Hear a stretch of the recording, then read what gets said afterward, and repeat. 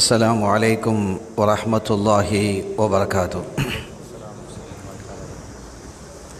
حمدا لمن خلق الإنسان وعلمه البيان، والصلاة والسلام على رسول الله وعلى آله حزب الله وأصحابه جند الله، وبعد. فقد قال الله تعالى في القرآن العظيم والفرقان المجيد: أعوذ بالله من الشيطان الرجيم، بسم الله الرحمن الرحيم. إن الدين عند الله الإسلام. சங்கைக்குரிய உலமாக்களே, மரியாதைக்குரிய பெரியோர்களே, அன்பு சகோதரர்களே, அருமை தாய்மார்களே, சகோதரிகளே, எனக்கு முன்பு இங்கே சிறப்பான உரைகளை நிகழ்த்தி அமர்ந்திருக்கக்கூடிய அறிஞர் பெருமக்களே, எல்லாம் வல்ல அல்லாஹுவின் பேரருளும் நபிகள் நாயகம் ஸல்லல்லாஹு அலைஹி வஸல்லம் அவர்களது நல்லாசியும் நம் அத்தனை பேர் மீதும் நிலவுமாக.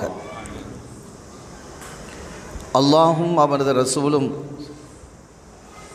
எந்தெந்த காரியங்களை எடுத்து நடக்க வேண்டும் என்று நமக்கு கட்டளையிட்டுள்ளார்களோ அவை அனைத்தையும் எடுத்து நடக்கவும், எவைகளை தவிர்ந்து நடக்க வேண்டும் என்று உத்தரவு பிறப்பித்துள்ளார்களோ அவை அனைத்தையும் தவிர்ந்து நடக்கவும் ஆரம்பமாக எனக்கும் உங்களுக்கும் நான் வசியத்து செய்து கொள்கிறேன். அல்லாஹ் தௌஃபீக் செய்வானாக. ஆமீன். இந்த மடப்பட்டு மஸ்ஜிதிலே நடைபெறக்கூடிய மீலாத் ஷரீஃப் விழாவில் கலந்து கொண்டு ஒரு சிறிய உரையை நிகழ்த்துவதற்கான பாக்கியத்தை வழங்கிய வல்லவனாம் அல்லாஹ்விற்கு நெஞ்சம் நிறைந்த நன்றிகளை காணிக்கையாக்கி எனது வார்த்தைகளை தொடக்கம் செய்கிறேன். அல்ஹம்துலில்லாஹ் வஷ்ஷுக்குர்லில்லாஹ். சங்கைக்குரிய பெருமக்களே, எனக்கு முன்பு ஹதரத் அவர்கள் ஒரு அற்புதமான உரையை நிகழ்த்தியிருக்கிறார்கள். மீலாது ஷரீஃபை சஹாபிகளும் கொண்டாடினார்கள். அவர்கள் காட்டிய பேரன்பு, அவர்களுக்கு ஏற்பட்ட களைப்புகளெல்லாம் கண்மணி நாயகம் ஸல்லல்லாஹு அலைஹி வஸல்லம் அவர்களுடைய திருமுகத்தை பார்த்தபோது விலகிய அந்த நிகழ்வை அவர்களுக்கே உரிய அற்புதமான தொனியிலே குறிப்பிட்டு காட்டினார்கள். எனக்கு ஸல்லல்லாஹு அலைஹி வஸல்லம் அவர்களுடைய குழந்தை பருவம், வாலிப பருவம், மூப்பு பருவம் என்று 3 பருவத்தையும் பேச சொல்லியிருக்கிறாங்க. குழந்தை பருவத்திலேருந்து ஆரம்பிப்போம். அது எங்கே போய் முடியும்னு எனக்கு சொல்ல தெரியல. ஏன்னா 3 பருவங்களையும் பேச முடியுமா என்று சொல்ல தெரியவில்லை. இன்ஷா அல்லாஹ் முடிந்தவரை நான் முயற்சிக்கிறேன். அதற்கு முன்பாக ஹஸரத் அவர்கள் பேசியதிலிருந்து ஒரு தொடர், சஹாபிகள் எப்படி இருந்தார்கள் ஸல்லல்லாஹு அலைஹி வஸல்லம் அவர்களோடு. தல்ஹா என்று ஒரு சஹாபி, அஷரத்துல் முபஷ்ஷராவில் இருக்கக்கூடிய தல்ஹா அல்ல ரலியல்லாஹு தஆலா, இன்னொரு இளம் சஹாபி, சின்ன சஹாபி, சின்ன வயசு. ஒரு முறை ஸல்லல்லாஹு அலைஹி வஸல்லம் அவர்களிடத்தில் அவங்க வர்றாங்க. ரசூலுடைய மஜ்லிஸிலேயே கலந்து கொள்வார்கள். ஸல்லல்லாஹு அலைஹி வஸல்லம் அவர்களுடைய மஜ்லிஸ் என்பது ரொம்ப அழகானது, ரொம்ப அற்புதமானது. அந்த மஜ்லிஸை பற்றி பேசுவதாக இருந்தாலே அது ஒரு தனி சுகம், அவ்வளவு இன்பமாக இருக்கும். அங்கே பல் சுவை நிகழ்ச்சிகள் அங்கே நடந்து கொண்டிருக்கும். குழந்தைகளுக்கான நிகழ்வாகவும் இருக்கும், மூத்தவர்களுக்கான நிகழ்வாகவும் இருக்கும், ஆசிரியர்களுக்கான, மாணவர்களுக்கான, தொழிலாளிக்கான, முதலாளிக்கான எல்லா நிகழ்வுகளும் அங்கே நடப்பதை பார்த்து ஆச்சரியமாக இருக்கும். உலகத்தில் அப்படி ஒரு மஜ்லிஸை பார்க்க முடியாது, இனிமேலும் பார்க்க இயலாது, அவ்வளவு அழகு. அங்கே ஒரு தல்ஹா ரலியல்லாஹு தஆலா வர்றாங்க, சின்ன வயசு. அந்த ஹதீஸினுடைய போங்குகளை பார்க்கும்போது ஒரு 14-15 வயசு இருக்கலாம் அந்த சஹாபிக்கு. வந்து என்ன செய்கிறாங்க, ஃபகப்பல கதமைஹி, ஸல்லல்லாஹு அலைஹி வஸல்லம் அவர்களுடைய பாதங்களை முத்தமிடுகிறார்கள். முத்தமிட்டுட்டு அடுத்து சொல்கிறாங்க, முர்லி யா ரசூலல்லாஹ் பிமா அஹ்பப்த, உங்களுக்கு என்ன விருப்பமோ அதை செய்ய எனக்கு ஏவுங்க நாயகமே. நீங்கள் என்ன விரும்புகிறீங்களோ அதை எனக்கு ஏவுங்க, நீங்கள் சொல்லி நான் ஏதாவது செய்யணும். நம்ம பிள்ளைகள்லாம் ஏதாவது அத்தா வேலை சொல்லிடுவாருன்னு ஓடுறான், பயப்படுறான்.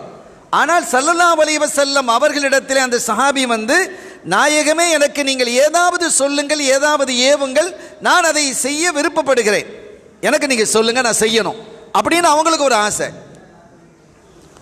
ஸல்லல்லாஹு அலைஹி வஸல்லம் அவர்கள் அந்த ஹதீஸினுடைய போங்கு, தல்ஹா நான் எதை சொன்னாலும் செய்வீங்களா? என்ன சொன்னாலும் செய்வேன் நாயகமே. யோசிக்கணும், எதை சொன்னாலும் செய்வீங்களா? எதை சொன்னாலும் செய்வேன். உக்குத்துல் அபாக்க, உங்கள் அத்தாவை போய் வெட்டிரு அப்படின்னாங்க. கொன்னுடு அப்படிங்கிறாங்க. உங்கள் அத்தாவை கொன்று விடு என்கிறார்கள். உக்குத்துல் அபாக், உன்னுடைய தந்தையை கொன்று விடு அப்படிங்கிறாங்க. ஏதாவது நீங்கள் வேலை சொன்னால் அதை செய்யணும்னு எனக்கு ஒரு ஆசை, அதை நான் உங்களிடத்தில் முறையிடுறேன். அத்தாவை போய் கொல்லுங்க அப்படிங்கிறீங்களே, இது என்ன நாயகமே? அத்தா என்ன பிழை செஞ்சார், என்ன தப்பு பண்ணார் அப்படின்லாம் அவங்க கேட்கல. அவங்க சஹாபி. உடனே அந்த ஸ்பாட்லேயே எழுந்து வேகமாக ஓடுனாங்க. தல்ஹா கொஞ்சம் நில்லுங்க அப்படின்னாங்க ஸல்லல்லாஹு அலைஹி வஸல்லம். நின்றாங்க. என்ன நாயகமே, எங்கே போகிறீங்கன்னு கேட்குறாங்க. எங்கே போகிறீங்க? என்னுடைய தந்தையை கொல்வதற்காக நான் செல்கிறேன் அப்படிங்கிறார். ஸல்லல்லாஹு அலைஹி சொன்னாங்க, குடும்பத்தை உறவுகளை முறிப்பதற்கோ யாரையும் வெட்டுவதற்கோ கொல்லுவதற்கோ நான் அனுப்பப்படலை, உட்காருங்க அப்படின்ட்டான். இதை ஏன் ஸல்லல்லாஹு அலைஹி வஸல்லம் சொன்னாங்க? ஏன் சொன்னாங்க? என் சஹாபிகள் நான் சொன்னால் உடனே செய்வார்கள் என்பதை நாம் புரிந்து கொள்வதற்கு, இந்த சமூகம் விளங்க கொள்ள வேண்டும். ஆமினு கமா ஆமனன்னாஸ், சஹாபிகள் ஈமான் கொண்ட மாதிரி ஈமான் கொள்ளுங்கள் என்று சொல்லப்படும். நான் அந்த ஆயத்தினுடைய விளக்கத்துக்கு போகல. நம்முடைய ஈமான்கள் எப்படி இருக்க வேண்டும் என்றால் சஹாபிகள் ஈமான் கொண்ட மாதிரி இருக்கணும் அப்படிங்கிறான் அல்லாஹ். அந்த பக்குவத்திற்கு வர வேண்டும் என்பதுதான். ஒரு அழகான ஒரு செய்தியாக சொன்னாங்க.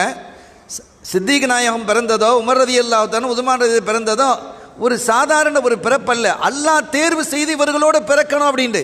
எவ்வளோ ஒரு ஆச்சரியமான, எனக்கு ஒரு புதிய செய்தி அது. எவ்வளவு அற்புதமான, எவ்வளவு பெரிய பாக்கியம் அவர்களுக்கு. அல்லாஹ் தேர்ந்தெடுத்து இந்த காலத்தில் இவர்கள் பிறந்து கண்மணி நாயகம் ஸல்லல்லாஹு அலைஹி வஸல்லம் அவர்களுடைய தோழர்களாக திகழ வேண்டும்.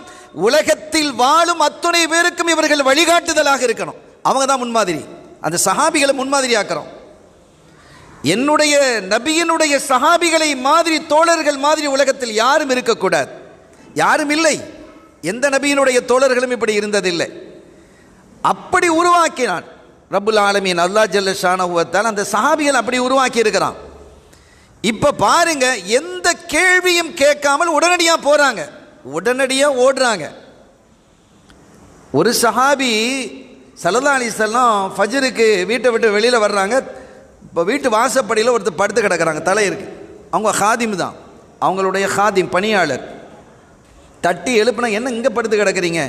நாயகமே, இரவில் நான் தூங்கிக்கிட்டு இருந்தேன், திடீர்னு உங்களுக்கு ஏதாவது தேவை வந்தால் யார் நிறைவேற்றுவா? உங்களை திருமுகத்தை பார்க்கணும் போல இருந்தது, நான் வந்தேன். ஆனால் உங்களை கதவை தட்ட முடியாதே இந்த இரவு நேரத்தில், அதனால் நான் இப்படியே இருந்துட்டு இங்கேயே தூங்கிட்டேன் அப்படிங்கிறாங்க. என்ன தேட்டம்! இது ஈமானினுடைய உச்சம். இதுதான் ஈமான்கிறத நம்ம புரிஞ்சுக்கிடணும் சகோதரர்களே, அருமையான பெருமக்களே. இந்த தல்ஹா ரலியல்லாஹு தஆலா அன்ஹு அவர்களை சில நாட்களை காணல. உங்கள் அத்தாவை போய் கொண்டுட்டு வான்னு சொன்னாங்கல்ல, ஸல்லல்லாஹு அலைஹி வஸல்லம் அவர்கள்ட்ட ஒரு பண்பு இருந்தது. அவங்களுடைய மஜ்லிஸில் 3 நாட்கள் தொடராக யாரையாவது பார்க்கலன்னா என்னன்னு விசாரிப்பாங்க. ஒரு நாள் இப்போ எத்தனை பேர் வந்திருக்க நம்ம தொழுகையில், ஜமாஅத்து தொழுகையில் வந்து கலந்துக்கிறோம். ஒரு ஆள் வலிமையாக வர்றவர், அவர் காணல அப்படின்னு சொன்னால் நம்ம கேட்போமா இல்லையா? 3 நாள் வரை ஸல்லல்லாஹு அலைஹி வஸல்லம் அவர்கள் எதிர்பார்ப்பார்கள். 3 நாள் தொடராக ஒருவர் வரவில்லை என்னால் என்னன்னு கேட்பாங்க. சஃபர் போயிருக்கிறாங்களா அப்படின்னு. அப்போ தல்ஹாவை குறித்து கேட்கிறார்கள் ரலியல்லாஹு தஆலா. கேட்டபோது யார சொல்லலாம், அவங்க நோயாக இருக்கிறாரு, சுகமில்லாமல் ஆயிட்டாரு, அப்படியா போய் பார்க்கலான்னு உடனே போயிட்டாங்க. தோழர்களோடு போகிறாங்க. போனால் அவங்க மயக்க நிலையில் இருக்கிறாங்க. அந்த சஹாபி மயக்க நிலையில் இருக்கிறாங்க. மயக்க நிலையில் இருக்கக்கூடிய அந்த சஹாபியை ஸல்லல்லாஹு அலைஹி வஸல்லம் பார்த்துட்டு அந்த வீட்டுக்காரங்கிட்ட சொன்னாங்க, இந்த நோயில் இவர் மரணித்து விடுவார், இந்த நோயில் இவங்க மௌத்தாயிடுவாங்க. அப்படி அவங்க மௌத்தாயிட்டா என்ன நேரமாக இருந்தாலும் எனக்கு சொல்லி அனுப்பணும், எனக்கு நீங்கள் சொல்லி அனுப்புங்க அப்படின்னு என்ன செய்கிறாங்க, ஸல்லல்லாஹு அலைஹி வஸல்லம் சொல்லிட்டு போயிட்டாங்க. மயக்கம் தெளியுது, நோய் நீங்கள் இல்லை, மயக்கம் தெளிகிறது. இந்த சஹாபி உணர்றாங்க, ஸல்லல்லாஹு அலைஹி வஸல்லம் அவர்கள் சென்றிருக்கிறாங்கிறத புரிகிறாங்க. ஏன்னா கண்மணி ஸல்லல்லாஹு அலைஹி வஸல்லம் ஒரு இடத்துக்கு வந்துட்டு அது தனி ஒரு மனம், நறுமணம் இருக்கும். இன்றைக்கி நீங்கள் அதை உணர முடியும், உஹதில் போனால் உணர முடியும், சௌரில் போனால் உணர முடியும். நாங்கள் உணர்ந்திருக்கிறோம், நாங்கள் அந்த இடங்களுக்கு சென்றோம். அதை நுகர்ந்து பார்த்தோம், அந்த நுகர்தலை நாங்கள் அனுபவித்தோம். அருமையான பெருமக்களை, அப்படி தன்னுடைய ஹபீபை அல்லாஹ் வைத்திருக்கிறான். ஸல்லல்லாஹு அலைஹி வஸல்லம் வந்துட்டு போயிருக்கிறாங்க அப்படின்னு தெரிஞ்சதும் தல்ஹா கேட்குறாங்க ரலியல்லாஹு தஆலான்னு, ரசூலுல்லாஹ் வந்துட்டு போனாங்களா? ஆமாம் வந்துட்டு போனாங்க. என்ன சொன்னாங்க? நீங்கள் மௌத்தாயிருவீங்கன்னு சொன்னாங்கன்னு சொல்ல முடியுமா? ஒரு பேஷண்ட்டை சொல்லுமா? ஒரு டாக்டர் சொல்கிறாரு, இவர் வந்து ஒரு 48 மணி நேரம் கண்டிஷன் மோசமாக இருக்குது, 48 மணி நேரம் கழித்து தான், 2 நாள் கழித்து தான் பதில் சொல்ல முடியும், ரிசல்ட்டு சொல்ல முடியும் அப்படின்னு சொன்னால் அந்த பேஷண்ட் நம்மகிட்ட கேட்குறார், என்ன சொன்னார்? பரவாயில்ல, தேறி வந்திருக்குது, இதுதான் சொல்ல முடியும், இப்படி தான் சொல்லணும், இதுதான் மார்க்கம், இதுதான் முறை. அவர் 48 மணி நேரத்துக்கு முன்னால் இப்போவே நம்ம சொன்னால் இவர் இப்போவே ஃபீஸ் போயிடும், அவர் இறந்து போயிடுவார். அப்போ அந்த மாதிரி சொல்ல முடியாது. எனவே தல்ஹா ரலியல்லாஹு தஆலா அவர்கள் கேட்டபோது அந்த வீட்டில் இருக்கக்கூடியவங்க சொன்னாங்க, இல்லை பரவாயில்ல அப்படி இப்படின்னு சொன்னாங்க. ஆனால் அவங்களுக்கு அந்த வார்த்தை திருப்தியாக படலை. ஏன்னா ரசூல் ஸல்லல்லாஹு அலைஹி வஸல்லம் மதரசாவில் படித்த புள்ள, அவங்க படித்த புள்ள. அவங்க சொன்னாங்க, நீங்கள் ஏதோ மறைக்கிற மாதிரி எனக்கு தெரியுது, ஸல்லல்லாஹு அலைஹி வஸல்லம் அவர்கள் என்ன சொன்னார்களோ அதை அப்படியே சொல்லணும், அதில் மாற்றி பேசக்கூடாதுன்னாங்க. நீங்கள் பாருங்கள், இந்த ஹதீது கிரந்தங்களில் இமாம்கள் எழுதிட்டு வரும் பொழுது அந்த ராவிகள், அந்த அறிவிப்பாளர்கள் அறிவிப்பாங்க.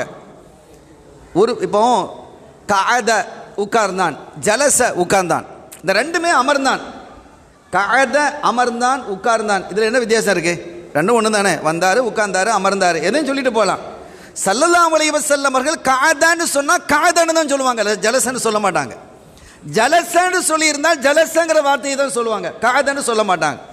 ஒருவேளை இந்த அறிவிப்பாளருக்கு சந்தேகம் வந்தால் ரசூலுல்லாஹ் ஜலசன்னு சொன்னாங்களா அல்லது கஅதன்னு சொன்னாங்களான்னு அந்த சஹாபிக்கு சந்தேகம் வந்தால் ஜலச அவு கஅத, இப்படியோ சொன்னாங்க. அந்த வேர்டில் கூட மாற்றம் செய்வதற்கு பயப்படுவாங்க.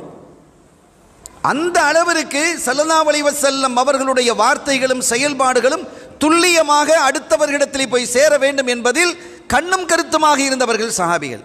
அதனால் இந்த தல்ஹா கேட்டாங்க, ஸல்லல்லாஹு அலைஹி வஸல்லம் என்ன சொன்னாங்கங்கிறத நீங்கள் தெளிவாக சொல்லிடுங்க அப்படின்றதும் அவங்க பயந்துட்டாங்க. பயந்து சொன்னாங்க, இல்லை நீங்கள் வந்து இந்த நோயில் வஃபாத்தாகி விடுவதாக சொன்னாங்க. வேறு அது மட்டும்தானா? இல்லை, அவங்க நீங்கள் வஃபாத்தாகிட்டால் உடனே அவங்களுக்கு சொல்லி அனுப்புமாறும் எங்களுக்கு ஏவுனாங்க. அந்த தகவலை அவங்களுக்கு தெரிவிக்க சொன்னாங்க. இப்போ தல்ஹா ரலியல்லாஹு அன்ஹு சொல்கிற பதிலை பாருங்க, நான் மௌத்தானால் ரசூலுல்லாஹ்விற்கு இந்த தகவலை நீங்கள் தெரிவிக்க கூடாது.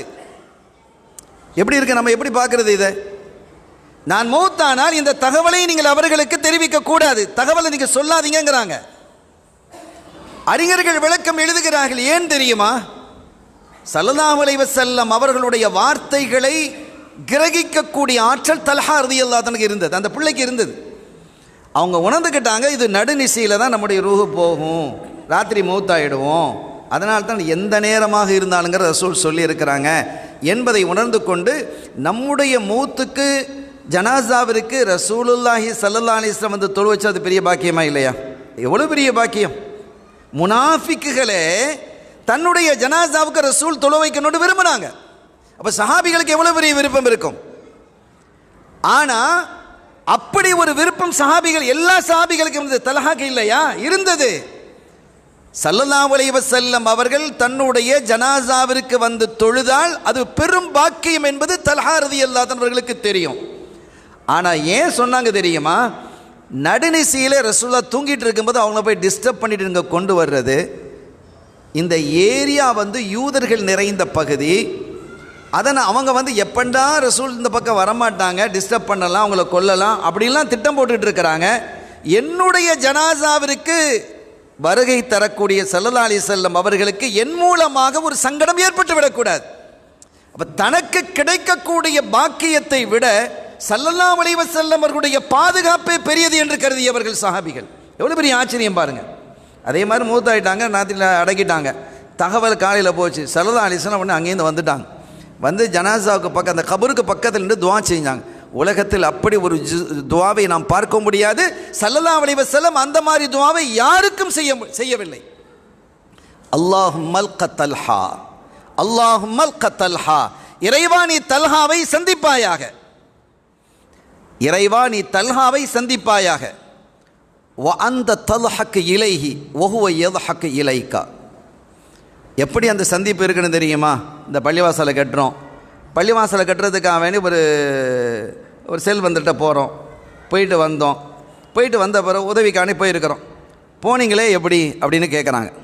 அவர்கிட்ட போனீங்களே, அந்த ஹாஜியார்ட்ட போனீங்களே, அந்த செல்வந்திட்ட போனீங்களே, அந்த ஊருக்கு போனீங்களே, அவரை பார்க்கணுன்னு போனீங்களே, எப்படி ரிசல்ட் எப்படி? அல்ஹம்துலில்லாஹ், சந்தோஷமாக நல்லா இருந்தது, நாங்கள் போனதுக்கு பிரயோஜனமாக இருந்தது. அப்படி இன்னும் இருக்கலாம். எப்படி இருந்தது? ஏண்டா போனோண்டு ஆயிடுச்சு அப்படின்னு இருக்கலாமா இல்லையா? இந்த சந்திப்பு ஹைரான சந்திப்பாகவும் இருக்கலாம், ஷர்ரான சங்கடமான சந்திப்பாகவும் இருக்கலாம்.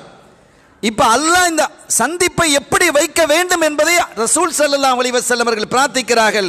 இறைவா, நீ தல்ஹாவை சந்திக்க வேண்டும். அந்த சந்திப்பு எப்படி இருக்க வேண்டும் தெரியுமா? அந்த தல்ஹக இலைஹி, அவரை பார்த்து நீ சிரிக்கணும். ஓஹோ யல்ஹக இலைக்க, அவர் உன்னை பார்த்து சிரிக்க வேண்டும். சிரிப்பு மயமாக, கலகலப்பாக, சந்தோஷமாக, மனநிறைவான சந்திப்பாக அந்த சந்திப்பு நிகழ வேண்டும் என்று கண்மணி ஸல்லல்லாஹு அலைஹி வஸல்லம் பிரார்த்திக்கிறாங்க. எவ்வளவு பெரிய பாக்கியத்தை ஸல்லல்லாஹு அலைஹி வஸல்லம் கொடுக்குறாங்க. அந்த சஹாபிகள் எவ்வளவு நேசித்திருப்பார்கள். என்ன ஒரு ஆச்சரியமான மஹப்பத், அளவிட முடியாத ஒரு மஹப்பத் அவர்களுடைய இதயத்தில் அல்லாஹ் வழங்கியிருந்தான். அருமையானவர்களே, அவங்களுடைய அந்த உரையை தொடர்ந்து இந்த ஒரு செய்தியை நான் சொல்லிட்டு என்னுடைய தலைப்புகளை இப்போ நான் வர்றேன். ஸல்லல்லாஹு அலைஹி வஸல்லம் அவர்களுடைய இளமை பருவம், குழந்தை பருவம். ஸல்லல்லாஹு அலைஹி வஸல்லம் பிறந்துட்டாங்க. அந்த பிறப்பே ஆச்சரியமான ஒரு பிறப்பு. அந்த பிறப்பை பற்றி சொல்வதாக இருந்தாலே, வயிற்றிலே சுமந்திருந்த 9 மாத காலமும் ஒவ்வொரு நபியையும் ஆமினா ரலியல்லாஹு தஆலா அன்ஹா சந்திக்கிறாங்க. ஹதீதுகளில், வரலாற்று கிரந்தங்களில் அது தெளிவாக பதிவு செய்யப்பட்டிருக்கிறது. குழந்தை பிறந்துடுச்சு. அந்த காலத்தில் மக்காவை சுற்றி இருக்கக்கூடிய பகுதிகளெல்லாம் ஒரு வழமை இருந்தது. குறிப்பாக மக்கால குழந்தை பிறந்தால் ஒரு 2-3 நாளைக்கு தான் அந்த தாய் பால் கொடுப்பாங்க, அமுது ஊட்டுவாங்க. அதற்கு பிறகு செவிலித்தாயிடம் ஒப்படைச்சிடுவாங்க. இன்னொரு பெண் இடத்துல கிராமத்தில் போய் ஒப்படைப்பாங்க, கிராமத்து பெண்களிடத்தில் ஒப்படைப்பாங்க. அதற்கான சில காரணங்கள் உண்டு. என்ன காரணம் என்றால், கிராமத்தில் இருக்கக்கூடிய கலாச்சாரங்கள் ஓரளவு பாதுகாக்கப்பட்டிருக்கும். சிட்டியில் அந்த கலாச்சாரம் பாதுகாக்கப்பட்டிருக்காது. நீங்கள் பாருங்கள், சிட்டியினுடைய கலாச்சாரம் அப்படி மாறிக்கிட்ட கடன்னு மாறிக்கிட்டு இருக்கும். கிராமங்கள் அவ்வளோ சீக்கிரம் மாறாது. ஒன்று, கலாச்சாரம் பாதுகாக்கப்படும் என்பது. ரெண்டாவது, மக்காவை பொறுத்தவரை உம்ராவுக்கும் ஹஜ்ஜுக்கும், அந்த காலத்திலையும் உம்ரா ஹஜ் இருந்தது. இஸ்லாம் வருவதற்கு முன்பாகவும் உம்ரா இருந்தது, ஹஜ் இருந்தது. அந்த முஷ்ரிக்கீன்கள் அவங்க என்ன செய்வாங்க? ஹஜ் உம்ரா செய்வாங்க. ஆனால் அந்த ஸ்டைல் வேறு மாதிரி இருந்தது. இப்போ நாம் அல்லாஹ்வுடைய ரசூல் காட்டி தந்த மாதிரி இபாதத் அல்ல. அங்கே சிலை வணக்கங்களை வைத்து அவங்க என்ன செய்வாங்க? வணக்கம் செய்வாங்க. அப்படியும் இருந்தது. அதற்காக உலகெங்கிலும் இருந்து அப்போதும் மக்கள் வந்து கொண்டு இருந்தார்கள். அப்படி வர்றதுனால பொல்யூஷன் இருக்குமா இல்லையா? வாகனங்கள், ஒட்டகம், கோவேரி கழுதை, குதிரை என்று இந்த வாகனங்களினுடைய பொல்யூஷன்கள் அதிகமாக இருக்கும். மூன்றாவதாக என்னன்னா, அவங்க உள்ளே பேசக்கூடிய அந்த பேச்சுக்கள், அரபு மொழி பேசினாலும் அதோட அவங்களுடைய மொழியும் இணைஞ்சிருக்கும். இப்போ நாம் பேசுகிற பேச்சு நீங்கள் பாருங்களேன், ஆங்கிலேயர்கள் நம்மை ஆட்சி செய்தார் என்பதற்கு இதுவே நம்முடைய தமிழில் தான் நம்ம பேசுகிறோம். அந்த சுவிட்சை போடு அப்படின்னு தானே சொல்கிறோம். மின்சார பொத்தானை அழுத்து அப்படின்னு சொல்கிறோமா? மின்சார பொத்தானை பசங்கிட்ட கேட்டால் அவன் என்ன மின்சார பொத்தானை என்னன்னு அவன் கேட்பான் தமிழில். சுவிட்சை போடுன்னா போடுவான், இந்த டியூப் லைட்டை போடுனா போடுவான். வாழைக்குழல் விளக்கு அப்படின்னு சொன்னால் அவனுக்கு தெரியுமா? இது என்ன புதுசாக சொல்கிறீங்க, தமிழில் சொல்லுங்கம்மா, டியூபை போடு அப்படிங்கிறோம். இப்போ என்ன சொல்ல வர்றேன் அப்படின்னா, அந்த மொழியினுடைய தாக்கம் இருக்கும். யார் நம்மை ஆளுகிறார்களோ, வந்து போகிறார்களோ, ஒரு டூரிஸ்ட் பிளேஸாக இருக்குதோ, அங்கே யாரெல்லாம் வர்றாங்களோ அந்த மொழியினுடைய தாக்கம் இருக்கும். தூய மொழி கிடைக்காமல் போய்விடும். எனவே தான் ஸல்லல்லாஹு அலைஹி வஸல்லம் அவர்களை, ஸல்லல்லாஹு அலைஹி வஸல்லம் மட்டுமல்ல, அந்த மக்கால பிறக்கக்கூடிய குழந்தைகள் எல்லாம் கிராமங்களுக்கு அனுப்புனதுக்கு அந்த மொழி பாதுகாப்பு, நல்ல மொழி கிடைக்கும் என்பதற்காகத்தான். நீங்கள் கிராமத்தில் போய் பாருங்கள், ரொம்ப அழகான மொழிகளாக இருக்கும். சென்னையில் போய் பார்த்தா எப்படி இருக்கும்? இழுத்துட்டு போனுங்கிற இஸ்துட்டு போகணும் தானே சொல்கிறாங்க, இஸ்துட்டு போகிறான் அப்படின்ட்டு. இப்போ அதுக்கே டிரான்ஸ்லேஷன் வைக்க வேண்டியிருக்குது, மொழிபெயர்ப்பு வைக்க வேண்டியிருக்குது. அப்போ நல்ல மொழி வளம் இருக்கிறது என்று சொன்னால் அது கிராமங்களில் தான். எனவே தான் இந்த ஆரோக்கியம், ஒன்று அந்த பொல்யூஷன், இந்த வாகனங்களாக இருக்கக்கூடிய குதிரை, கோவேரி கழுதை, ஒட்டகம், அது கிளப்பக்கூடிய புழுதிகளில் இருந்து கிராமங்களில் வாழ்கிறது எப்படி, நகரங்களில் வாழ்கிறது எப்படி? எவ்வளோ பொல்யூஷன் நகரங்களில், சிட்டியில் வாழும் பொழுது வாகனங்களினுடைய புகைகள், ஃபேக்ட்ரியினுடைய புகைகள், தொழிற்சாலையினுடைய புகைகள்லாம் இருக்குல்ல, இது பொல்யூஷன் தானே. இது நம்ம உடலுக்கு கேடா இல்லையா? கிராமங்களில் வாழக்கூடிய வாழ்வக்கூடிய வாழ்நாள் அதிகமாக இருக்கும், நகரங்களில் அது குறைவாக இருக்கும். நீங்கள் இதெல்லாம் ஆய்வு இன்னைக்கு. எனவே இதையெல்லாம் யோசித்து தான் மக்காவாசிகளாக இருக்கக்கூடியவர்கள், அது ஒரு பிளேஸ், அந்த காபாவை தரிசிப்பதற்கு பல பல்லாயிரக்கணக்கான மக்கள் எல்லா காலமும் வந்துகிட்டு இருக்கிறாங்க. எனவே நம்ம என்ன செய்வோம், நம்முடைய பிள்ளைகள் ஆரோக்கியமாக இருக்கணும். குழந்தைகளுக்கு அது சீக்கிரமாக பாதிச்சிடும். நீங்கள் பாருங்கள், ஒரு ஊசியை நம்முடைய உடலில் குத்துறதுக்கும் குழந்தைகளுடைய உடலில் குத்துறதுக்கும் வித்தியாசம் இருக்கா இல்லையா? ஈஸியாக உள்ளே போயிடும் குழந்தைகளுக்கு. மேனி அப்படி.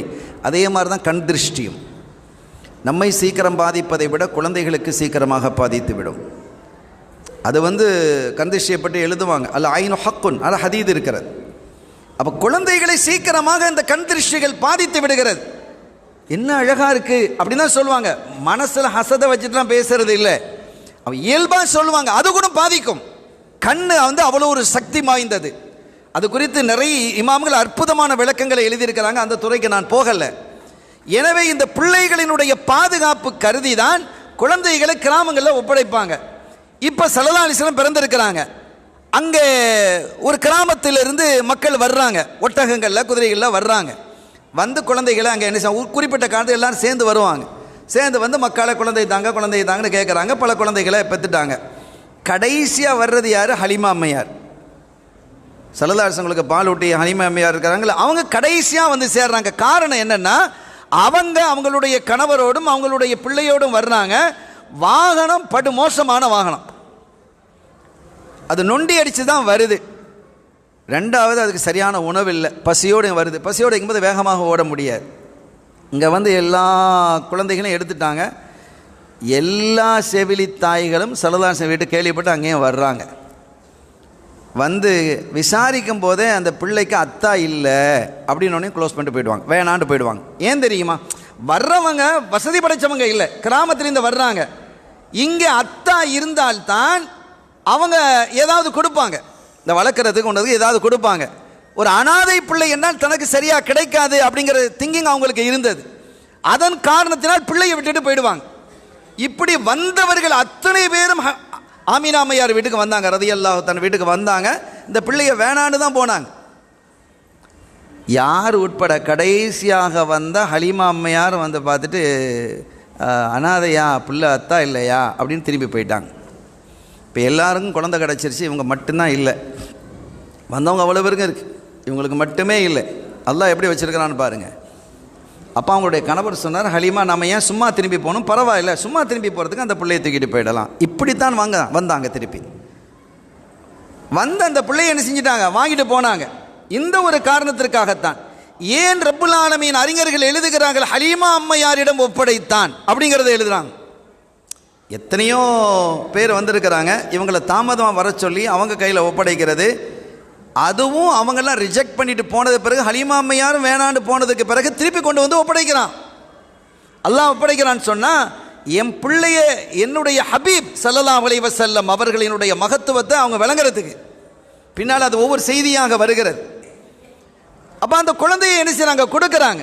ஹலீமா அம்மையாரிடம் ஏன் ஒப்படைத்தான் என்றால், அவர்கள் அறிவு தெளிந்தது முதல், ஹலீமா அம்மையார் ரலியல்லாஹு தஆலா அன்ஹா அறிவு தெளிந்தது முதல் அவங்களுக்கு உலகம் இதுதான், யார் எவருங்கிறது சின்ன குழந்தைய தெரியாது. கொஞ்சம் வளர்ந்ததுக்கு பிறகு ஒரு காலகட்டத்திலேயும் ஒரு சிறு பொய்யை கூட சொன்னதில்லை.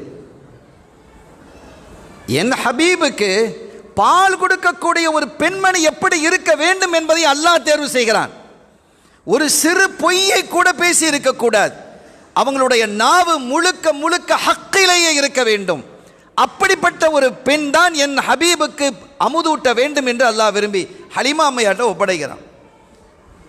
தூக்கிட்டு வந்துட்டாங்க கூடாரத்தில்.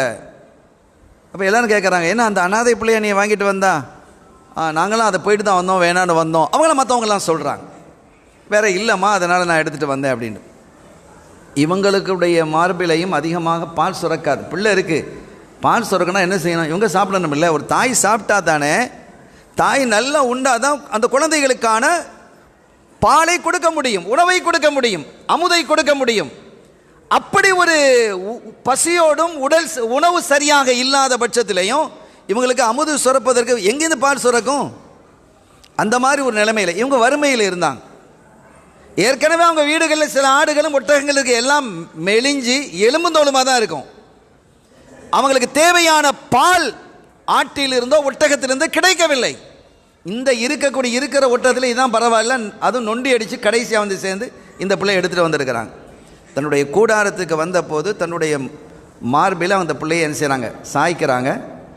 அதிர்ந்து போயிட்டாங்க. தன்னுடைய கணவர்கிட்ட சொல்கிறாங்க, என்ன நடந்ததுன்னு தெரியல, என்னுடைய மார்பில் அதிகமாக பால் சுரக்கிறது. அப்போ அவங்க சொன்னாங்க, குலாமுன் முபாரக், இது பரக்கத்தான பிள்ளை அப்படின்னு அவங்க கணவர் சொல்கிறாங்க. அப்போ ஒரு பகுதியிலே கொடுத்ததற்கு பிறகு இன்னொரு பகுதிக்கு திருப்பும் போது ஸல்லல்லாஹு அலைஹி வஸல்லம் மறுத்துட்டாங்க குடிக்கிறதுக்கு. ஏன் அப்படின்னா, தன்னுடைய சகோதரர் ஏற்கனவே ஒரு குழந்தை அவங்களுக்கு இருக்குல்ல, அந்த குழந்தைக்காக அந்த அமுதை கொடுத்தாங்க. அதில் இன்னொரு பக்கத்தில் குடிக்கிறதுக்கு மறுத்தாங்க, வாயை வைக்க இல்லை. அந்த காலகட்டத்திலேயே குழந்தையாக இருக்கும் பொழுதே கூட பகிர்ந்து உண்ண வேண்டும் என்பதை போதித்தவர்கள் ஸல்லல்லாஹு அலைஹி வஸல்லம். என்ன ஒரு ஆச்சரியமான விஷயம்! தன்னுடைய குழந்தைக்காக, இன்னொரு தன்னுடைய சகோதரருக்காக, தன்னை வளர்ப்பதற்காக, பாலூட்டுவதற்காக எடுத்து செல்லக்கூடிய செவிலித்தாயினுடைய குழந்தைக்காக ஸல்லல்லாஹு அலைஹி வஸல்லம் இன்னொரு மார்பிலே வாய் வைக்க இல்லை. வரலாற்றில் இவ்வளோ தெளிவாக இருக்குது. உலகத்தில் இப்படி ஒரு வரலாறு வேறு எங்கேயும் இருக்க முடியாது. ஸல்லல்லாஹு அலைஹி வஸல்லமுடைய வரலாறை ஆவணப்படுத்திய மாதிரி உலகத்தில் வேறு யாருடைய வரலாறு ஆவணப்படுத்தப்பட்டிருக்கா? அது சொன்ன மாதிரி அவங்களுடைய தாடியில், தலைமுடியில் எத்தனை வெண்முடிகள் இருந்தது என்பது வரைக்கும், அவர்கள் சிரித்தது எத்தனை முறை, அவங்க மடியில் உட்காந்து சொன்னாங்க, 51 குழந்தைகள் அவங்க மடியில் உட்கார்ந்துருக்கு. ஸல்லல்லாஹு அலைஹி வஸல்லம் மடியில் உட்கார்ந்த குழந்தைகளுடைய எண்ணிக்கை 51. ஆச்சரியம் இல்லையா? அப்படி வரலாறு உலகத்திலேயே யாருடைய வரலாறும் இப்படி ஆவணப்படுத்தவில்லை, அல்லாஹ் ஆவணப்படுத்தினான். எனவே இவங்க பெரிய ஆச்சரியப்பட்டு போனாங்க அந்த குழந்தை பால் குடிக்கிறத பார்த்து. அதற்கு பிறகு பார்த்தா இவங்களுக்கு தேவையில்லை உணவு, இவங்களுக்கு உணவு இல்லையே. பார்த்தா அவங்க திடீர்னு வெளியில் போன அவங்களுடைய கணவர் சொல்கிறார், ஹலீமா என்ன நடக்குதுன்னு எனக்கு புரியல, ஆச்சரியமாக இருக்குது, இந்த எல்லாமே இந்த பிள்ளையுடைய பரக்கத்துங்கிறத நான் விளங்கிட்டேன். நம்முடைய ஒட்டகத்தினுடைய மடு பெருத்து சொட்டு சொட்டாக வடியுது. ஆச்சரியப்பட்டு போனாங்க. அதில் பால் கறந்தால் சொம்பாக பால் வருது. தனக்கும் கொடுக்கலாம், அங்கே இருக்கக்கூடிய கூடாரத்தில் இப்போ சுற்றி வர இருக்கக்கூடிய கூடாரங்கள் அத்தனை பேருக்கும் கொடுக்கலாம் போல இருக்கு. அதற்கு பிறகு எல்லாரும் புறப்பட்டார்கள். புறப்பட்ட பொழுது நொண்டி அடித்த ஒட்டகம் விரைந்து செல்ல ஆரம்பித்தது. அப்போ மற்றவங்களாம் கேட்குறாங்க, ஹலீமா நீ வந்தது வேற ஒட்டகம், இது வேற ஒட்டகம். இல்லை, அதே ஒட்டகம் தான் இது. எப்படின்னா அப்படிதான். அந்த ஒட்டகத்தெல்லாம் திருப்பி போகிறேன், என்னப்பா நொண்டி அடிச்சுக்கிட்டு வந்தது, இப்போ எங்களையெல்லாம் முந்தி கொண்டு போகிறாயே, இது எப்படி சாத்தியமானது? இந்த குழந்தையினுடைய பரக்கத்துனாங்க. அவங்களாம் அப்படி அதிர்ந்து போயிட்டாங்க. ஊருக்குள்ளே வரும்போது, அவங்க ஹலீமா அம்மையாருடைய ஊருக்குள்ளே வரும்போது, அந்த ஊர் முழுவதும் காய்ந்து போயிருந்த அந்த ஊர் முழுவதும் பசுமையாக இருக்கிறது. அந்த ஊர் முழுவதுமே பசுமையாக இருந்தது. இப்போ ஹலீமா அம்மையார் இருந்த ஊர் தாயிஃபுக்கு நீங்கள் செல்லும் பொழுது அதுலேருந்து ஒரு வடக்கு பகுதியில் வலது பக்கத்தில் அந்த பகுதி பிரிந்து செல்லும். அந்த இடத்துக்கு நான் போனேன். நான் செய்திக்கு வருவேன் இன்ஷா அல்லாஹ். நீங்கள் அங்கே போகலாம். ஆனால் அங்கே இப்போ யாரும் வசிக்க இல்லை. அந்த இடம் வேறு பொட்டல் வெளியாக இருக்கிறது. அந்த வீடு ஒரு பள்ளமாக இருக்கிறது. ஒரு பள்ளமாக தோண்டி வச்சுருக்கிறாங்க. அதில் சில முசல்லாக்கள் அங்கே இருக்கும். அதான் ஹலீமா அம்மையாருடைய வீடுங்கிறது நீங்கள் பார்த்துக்கலாம். ஆனால் இப்போவும் அந்த போன அந்த அடையாளங்களை நீங்கள் பார்க்கலாம்.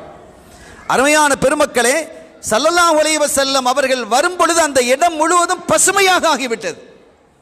எல்லாருக்கும் ஆச்சரியம், இது நம்ம ஊரா வேற ஊரான்னு சந்தேகம் வந்துருச்சு. நம்ம போகும்போது எப்படி இருந்தது, இப்போ வரும்போது எப்படி இருக்குது? அப்போதும் அவர்கள் புரிகிறார்கள், இந்த பிள்ளையினுடைய பரக்கத்து, இந்த குழந்தையினுடைய பரக்கத்து என்பதை அவர்கள் புரிய முடிகிறது. வீட்டுக்குள்ளே வந்தால் வீட்டில் ஏற்கனவே அவர்கள் சில ஒட்டகங்களையும் ஆடுகளையும் விட்டு சென்றிருந்தாங்க. எலும்பும் தோலுமா இருந்தது அப்படி நம்ம சொன்னோமா இல்லையா? அவைகளெல்லாம் எப்படி ஆகிவிட்டது என்றால் ஆச்சரியப்படத்தக்க அளவுக்கு கொழுத்து போயிருக்கிறது. இப்போ இவங்களுக்கே சந்தேகம், இது நம்ம ஆடா நம்ம ஒட்டகங்கள் தானா அப்படிங்கிற சந்தேகம், டவுட் வர ஆரம்பிச்சது. இனி என்ன ஆச்சுன்னு சொன்னால் வந்தவங்கெல்லாம் இதை புரிஞ்சுக்கிட்டாங்க. ஸல்லல்லாஹு அலைஹி வஸல்லம் அந்த குழந்தையை நம்ம எடுக்காமல் வந்தது எவ்வளோ பெரிய கை சேதம், எவ்வளோ பெரிய துர்பாக்கியம். நாம் அந்த வாய்ப்பை இழந்து விட்டோமே, அப்படி ஒரு பரக்கத்தை இழந்து விட்டோமே என்றெல்லாம் அந்த மற்ற குடும்பத்தார்கள் எல்லாம் வருத்தப்பட ஆரம்பித்தார்கள்.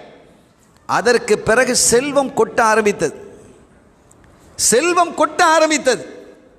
இனி என்ன ஆச்சுன்னு கேட்டால், ஒரு தடவை ஒரு வரலாற்றை படித்த ஞாபகம் எனக்கு வருது. ஒரு பக்கத்து வீட்டு ஒரு பொண்ணு, ஒரு பொம்பளை, அவங்க வீட்டில் ஒரு பொருள் இல்லை, ஒரு உப்புன்னு வச்சுக்கோங்களேன், உப்பு இல்லை, ஏதோ ஒரு பொருள் இல்லை, உதாரணத்துக்கு நான் உப்புன்னு சொல்கிறேன். உப்பு இல்லைன்னா நம்ம என்ன செய்வோம்? பக்கத்து வீட்டில் கேட்போமா இல்லையா? சின்னம்மா வீடு, அக்கா வீடு, அம்மா வீடு இருப்பாங்க. அவங்க வீட்டில் போய் கொஞ்சம் உப்பு தாங்களேன் அப்படின்னு கேட்போம். அல்லது கொஞ்சம் கூடுதல் பொருள் தேவைன்னு சொன்னால், அந்த மாவு தாங்க, தோசை மாவு தாங்க, நான் திருப்பி உங்களுக்கு வாங்கி தர்றேன். இதெல்லாம் இயல்பாக நடக்கக்கூடிய குடும்பங்களுக்குள்ள, கூட்டு குடும்பங்கள், உறவுகளுக்குள்ள இது நடக்கக்கூடியது. அதே மாதிரி ஏதோ ஒரு தேவைக்காக ஒரு பெண் வர்றாங்க, ஹலீமா இந்த பொருள் எனக்கு தேவை, நான் உங்களுக்கு திருப்பி தந்துடுறேன் அப்படின்னு சொல்லும் பொழுது, அவங்க குழந்தைய வச்சுக்கிட்டு இருக்கிறாங்க, ஸல்லல்லாஹு அலைஹி வஸல்லம் வச்சுக்கிட்டு இருக்கிறாங்க. அப்படியா, கொஞ்சம் நீங்கள் வச்சுக்கோங்க, நான் அந்த பொருளை எடுத்துகிட்டு வர்றேன் அப்படின்னு அந்த பிள்ளைய அங்கிட்ட கொடுத்துட்டு பொருளை எடுத்துகிட்டு வர்றாங்க. எடுத்துகிட்டு வந்துட்டு அந்த குழந்தைய கொடுக்கறதுக்கு இவங்களுக்கு மனசு வரல. ஹலீமா இது என்ன பிள்ளைமா இது, நாங்கள் பார்க்குறோம் வந்த காலத்திலிருந்தே, என்ன ஆச்சரியமாக இருக்கிறது, செழிப்போடு வாழ ஆரம்பிச்சிட்டிங்க, ஊர் செழிப்பாக மாறி இருக்குது, அதில் பிரச்சனை இல்லை. ஆனால் இப்போ என்ன நடந்ததுன்னா, இந்த குழந்தை எனக்கு நீங்கள் தந்தீங்க இல்லையா, தந்துட்டு போனீங்க இல்லையா, உள்ளே போகும்போது அவங்க நீண்ட நாள் வயிற்று வலி பெண், ரொம்ப காலமாக அந்த வயிற்று வலி இருக்குது, எத்தனையோ மருத்துவங்கள் மருந்து எல்லாம் சாப்பிட்டும் வைத்தியங்கள் பார்த்து அது போகலை, அந்த நோய் நீங்கல்ல. இந்த நிலையிலே அந்த குழந்தையை தூக்கி வைத்திருக்கும் போது ஸல்லல்லாஹு அலைஹி வஸல்லம் உடைய கை அந்த வயிற்று அப்படி பட்டுது, ஒரு குளிர்ச்சி ஏற்பட்டு அந்த வயிற்று வலி நீங்கி போனது. பல ஆண்டு காலமாக இருந்த அந்த வயிற்று வலி இந்த குழந்தையினுடைய கரம்பட்டு நீங்கி போய்விட்டது என்று எங்களுக்கு ஆச்சரியமாக இருக்கிறது. இந்த பிள்ளைய ஒரு நாள் எங்கள் வீட்டுக்கு தரீங்களா அப்படின்னு கேட்க ஆரம்பித்தாங்க. ஊரில் உள்ள அத்தனை பேர் எங்களுக்கு ஒரு நாள் தாங்க, ஒரு நாள் தாங்க, ஒரு நாள் தாங்க, ஒரு நாள் பிள்ளைய வச்சுட்டு தர்றோம். ஹலீமா சொன்னாங்க, ஒரு நாள்லாம் தர முடியாது, நானே கொண்டு வருவேன், ஒரு 10 நிமிஷம் இருந்துட்டு நான் கொண்டு போயிடுறேன். உங்கள் வீட்டுக்கு அந்த பரக்கத்தை வரணும்னு சொன்னால் வேறு வழி இல்லை. அத்துணை பேருடைய கண்களிலிருந்தும் கண்ணீர் வடிந்தது. எவ்வளோ பெரிய பாக்கியத்தை நாம் இழந்திருக்கிறோம். அவ்வளோ பேர் ரசூலை பார்த்துட்டு போனவங்க. அல்லாஹ் தஆலா பாடம் படித்து கொடுக்கணும், என் ஹபீப் யாருங்கிறத. நீங்கள் எவ்வளோ பெரிய மிஸ் பண்ணியிருக்கிறீங்க, எவ்வளோ பெரிய பாக்கியத்தை இழந்திருக்கிறீர்கள் என்பதை அங்கே என்ன செய்கிறான் அல்லாஹ், அவர் அத்துணை பேருக்கும் பாடம் படித்து கொடுக்குறான். நாளடைவில் 5 மாதத்தில் பிள்ளை நடக்க ஆரம்பிச்சது. இந்த வரலாற்று கிதாபில் எழுதுனாங்க, நடன சாதாரண தத்திலாம் நடக்கலை, சும்மா ஜவான் மாதிரி நடக்கிறாங்க ஸல்லல்லாஹு அலைஹி வஸல்லம். 6வது மாதத்தில் தெளிவாக பேச ஆரம்பித்தாங்க. இப்போ நம்ம மழலை மொழி அப்படிங்கும்போது அந்த மொழியில் வார்த்தைகள்லாம் மாறி மாறி எல்லாமே வரும். குழந்தைகள் அந்த பேசுகிறத பார்க்குறோம் இல்லையா, அப்படியெல்லாம் இல்லை, தெளிவான அரபியிலே அவ்வளவு அழகாக அவர்கள் பேசினார்கள். இதெல்லாம் பெரிய ஒரு ஆச்சரியத்தை ஏற்படுத்தியது. ஒரு கட்டத்தில் 2 வயசாக இருக்கும் பொழுது ஸல்லல்லாஹு அலைஹி வஸல்லம் அவர்களை தங்களுடைய வீட்டு பிள்ளைகளோடு என்ன செய்வாங்க, சந்தைக்கு அனுப்பி வைப்பாங்க. சந்தைகளுக்கு அனுப்பி வைக்கிறாங்க. அப்போ பக்கத்தில் இருக்கக்கூடிய இந்த பிள்ளைய போய் நீ பச்சை பிள்ளையை நீ அனுப்பி வைக்கிறாயே, நடந்து போவாங்க, ஸல்லல்லாஹு அலைஹி வஸல்லம் நடந்து போவாங்க. அப்படி நடந்து போகக்கூடியவர்களாக இருந்தார்கள். 2-3 வயசிலேயே சந்தைகளுக்கு போய் வரக்கூடியவர்களாக, மார்க்கெட்டுக்கு போய் வரக்கூடியவர்கள் மற்ற பெரிய பிள்ளைகளோடு அனுப்பி வைப்பாங்க. இதை பார்த்து மற்றவர்கள் எல்லாம் சுற்று வட்டாரத்தில் இருக்கக்கூடாது கேட்டாங்க, ஏன் இந்த சின்ன பிள்ளையை நீங்கள் அனுப்பி வைக்கிறீங்க ஹலீமா, இது சின்ன குழந்தை இல்லையா, இதை போய் நீங்கள் அனுப்பி வைக்கிறீங்களே. இல்லை, என் பிள்ளை அங்கே போகட்டும், சுற்றுவட்ட கிராமத்தில் இருந்த மக்களெல்லாம் அங்கே வருவாங்க, அவர்களுடைய நடவடிக்கைகளை அதை படிக்கணும், என் பிள்ளை படிக்கணும், அவங்களுடைய மொழியை அவர்கள் படிக்கணும். எல்லாம் அரபு மொழி பேசக்கூடியவர்கள், அந்தந்த மொழிகளுடைய தோரணையை, அந்த ஸ்டைலை அவர்கள் படிக்கணும். 2வது, நல்ல ஆரோக்கியமாக இருக்க வேண்டும் என்று சொன்னால், நல்ல அறிவோடு வளர வேண்டும் என்றால் அவர்களோடு வளர்ந்து வாழ்ந்து அந்த உணவுகளை சாப்பிடணும், அந்த கிராம உணவுகளை சாப்பிடணும். இதற்காகவே நான் அனுப்பி வைக்கிறேன் என்கிறார்கள். ஸல்லல்லாஹு அலைஹி வஸல்லம் அவர்கள் அவங்கள பற்றி ஒரு கட்டத்தில் அபூபக்கர் சித்திக் ரலியல்லாஹு தஆலா அன்ஹு அவங்க கேட்குறாங்க, யா ரசூலல்லாஹ், ஒருபோதும் மா ரஅய்து அஹ்ஸன மின்க லிசானன், நீங்கள் பேசுகிற மாதிரி அரபி நான் எங்கேயும் பார்த்தது இல்லையா. சித்திக்ராயும் படிச்சிருக்கிறாங்க, உமர் ரலியல்லாஹு தான் படிச்சிருக்கிறாங்க. ஸல்லல்லாஹு அலைஹி வஸல்லம் எங்கே போய் படித்தாங்க, ஏன் படிக்க இல்லை? என் ஹபீபுக்கு என்னை தவிர வேறு யாரும் உஸ்தாதாக இருக்கக்கூடாது. நான் உங்களுக்கு இப்போ உதாரணமாக, இப்போ ஒரு பெரிய ஒரு நல்ல ஒரு அறிவாற்றல் மிக்க ஒருத்தர் இருக்கிறார்னு வைங்க, ஒரு ஆசிரியர் இருக்கிறார். அந்த ஆசிரியரை குறித்து அவருடைய ஆசிரியர் சொல்கிறார், இவர் நல்ல டேலண்டான ஆசிரியர், ஒரு பிரசித்தி பெற்று விட்டார். அப்படிப்பட்ட ஒரு பிரசித்தி பெற்ற ஒரு ஆசிரியரை குறித்து பேசும்போது அந்த ஆசிரியர் யார் தெரியுமா? அவர் என்னுடைய மாணவர் தான் அப்படின்னு பெருமை பாராட்டலாம் இல்லையா? இந்த பெருமை வேறு யாருக்கும் இருக்கக்கூடாது, நான் மட்டும்தான். அல்லமணி ரப்பி வஅத்தபனி, அல்லாஹுவே எனக்கு கற்றுத்தந்தான், அவனே எனக்கு எல்லா முறைகளையும் போதித்தான் என்கிறார்கள். இந்த அதபுங்கிறதுக்கு சில பேர் எனக்கு ஒழுக்கம் படிச்சதுதான் அப்படிங்கிற, அதபுக்கு அதுவும் இருக்குது. அதபுன்னு சொன்னால் அரபுல இலக்கியம்னு அர்த்தம். நான் இலக்கியமாக பேசுவதற்கும் அல்லாஹுவே எனக்கு கற்றுத்தந்தான். அப்போ ஸல்லல்லாஹு அலைஹி வஸல்லம் அவர்களுடைய ஆசிரியராக அல்லாஹ் மட்டுமே இருக்கிறான், வேற யாரையும் ஆசிரியராக இருக்க விடல. ஸல்லல்லாஹு அலைஹி வஸல்லம் அவர்கள் அற்புதமாக அங்கே என்ன செய்கிறாங்க, வளர்ந்து வர்றாங்க. அப்படி வளர்ந்து வரும் பொழுது இவங்க பிள்ளைகளோட இந்த ஆடுகள் மேய்க்கிறதுக்காக ஸல்லல்லாஹு அலைஹி வஸல்லம் போவாங்க. குழந்தைகள் அந்த அவங்களுடைய பிள்ளைகள், வீட்டு பிள்ளைகள் ஆடு மேய்க்க போவோம் இல்லையா, அவங்களுடைய ஆடுகளை மேய்ச்சிட்டு வருவாங்க. இந்த மற்ற பெண்கள்லாம் சொல்லுவாங்க, வீட்டுக்காரங்கள்லாம் சொல்லுவாங்க, அவங்கள ஆடுகளை மேய்க்க போகிறவங்ககிட்ட, இந்த ஹலீமாவுடைய ஆடு எங்கே மேய்தோ அங்கே நீங்கள் போய் மேய்க்க மாட்டீங்களா? பாருங்கள், அவங்க திரும்பி வரும்போது எவ்வளவு செழிப்பாக கொழுத்து போய் வருது, அவங்களுடைய ஆடுகளினுடைய மடிகளில் அவ்வளவு பால் சுரந்து கொண்டிருக்கிறது. அந்த ஆடுகள் எங்கே மேய்கிறதோ அங்கே போய் நம்முடைய ஆடுகளை நீங்கள் மேய்க்க வைக்கக்கூடாதா அப்படிமா? அப்போ அவங்க சொன்னாங்க, அங்கே தான் எங்கள் ஆடு மேயுது. என்னன்னு தெரியல. அது அந்த பிள்ளை வருது, அந்த குழந்தை வருது, அந்த சிறுவர் வர்றார், முஹம்மத் ஸல்லல்லாஹு அலைஹி வஸல்லம் வர்றாங்க. அப்படி வர்றதுனால ஏற்படக்கூடிய அருள்ங்கிறத நாங்கள் புரிஞ்சுக்கிறோம். எங்களுக்கு அந்த பாக்கியம் இல்லையே, எங்களை கொண்டு அல்ல, அந்த குழந்தையை கொண்டு அந்த ஆடுகளுக்கும் அந்த ஒட்டகங்களுக்கும் அவ்வளோ பெரிய பாக்கியம் ஏற்பட்டு இருக்கிறது என்று அவர்கள் குறிப்பிடுவார்கள். அருமையான பெருமக்களே, இங்கே ஒன்றை நாம் புரிஞ்சு கொள்ளணும். இவங்கெல்லாம் அந்த மற்ற மக்கள் போனாங்க, வறுமையில் இருக்கிறாங்க, ஏழ்மையில் இருக்கிறாங்க. ஒரு அனாதை வீட்டு பிள்ளையை எடுத்தால் நமக்கு பெரிய ஒரு பாக்கியம் கிடைக்காது, வசதி கிடைக்காது, காசு கிடைக்காது அப்படிங்கிற ஒரு எண்ணம், அது ஒரு தப்பு இல்லை, தப்புன்னு சொல்ல வரல. ஆனால் அது மட்டுமே அல்ல, ஒரு பொருளிலே பரக்கத்து இருக்கிறதா என்பதை நீங்கள் பார்க்கணுங்கிறான். அதில் பரக்கத்து இருக்கிறதா?